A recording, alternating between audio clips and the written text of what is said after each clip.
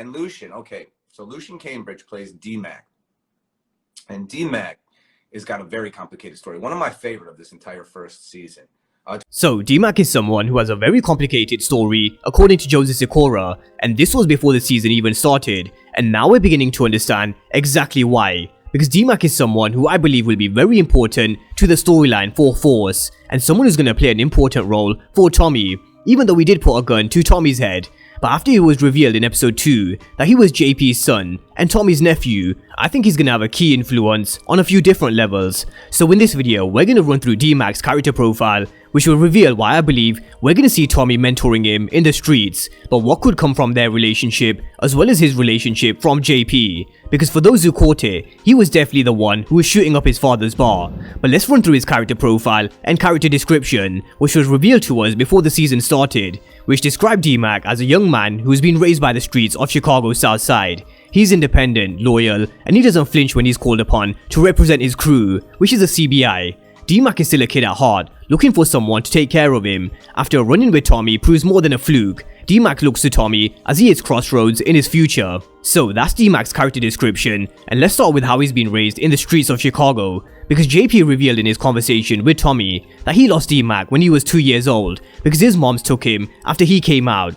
But at the beginning of the episode, we saw D-Mac shooting his father's bar, but does he know it was JP's bar that he was shooting at, or was he just following orders? Now he could very well know it was his father's because he definitely knows what he looks like, because he was looking at a picture of both of them from about 14 years ago, and maybe he knows that his father came out and blames him for how he's involved in the streets. Now what we don't know is, what happened to D-Mac's mom? Did she pass away or is she still alive? This is something which I'm sure will be answered as the season goes on, but I'm sure if he's still looking for someone to take care of him, as his character description tells us, maybe she is gone, and this is the reason why I believe we're gonna see Tommy fill this void in his life, where he strikes this relationship that he kind of had with Tariq in Power. But Tommy mentoring D-Mac is something I think will be good for both of them, because as much as D-Mac has this big gap in his life, Tommy does as well, because of how he's lost Ghost, Lakeisha, and Cash as well, because he's had to leave him behind in New York at his father's Kadim's place.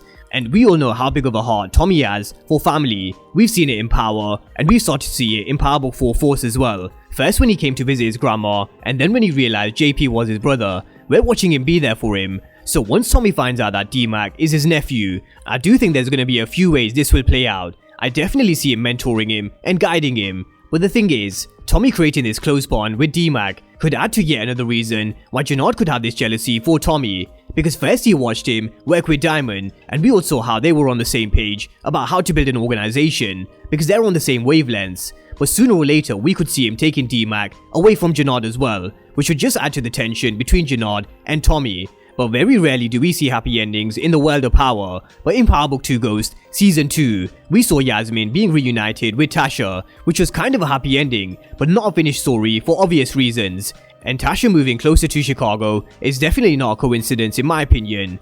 But could we see Tommy help JP reconnect with D-Mac? I definitely think so, but there's so many hurdles to cross before that even happens. For example, we need to see D-Mac and Tommy building this relationship, Tommy finding out who D-Mac really is, and then maybe breaking the news to JP that this is your son, D-Mac, who he's not seen in 14 years. So these sets of relationships are complex in so many ways, but it also adds to the depth of Tommy's character and background, and him finding out more about who he is, and how he now has to move on and build this new life with a new family. So drop all your thoughts down below and let me know your thoughts on D-Mac and Tommy's relationship, because this is one to definitely keep an eye on as we move through the first season of Force. So drop all your thoughts down below, and of course if you're new to the channel and you haven't done so already, then remember to smash the subscribe button if you want to see everything Power Book 4 Force and Power Universe related. But as always, thank you guys for watching, and I'll see you next time.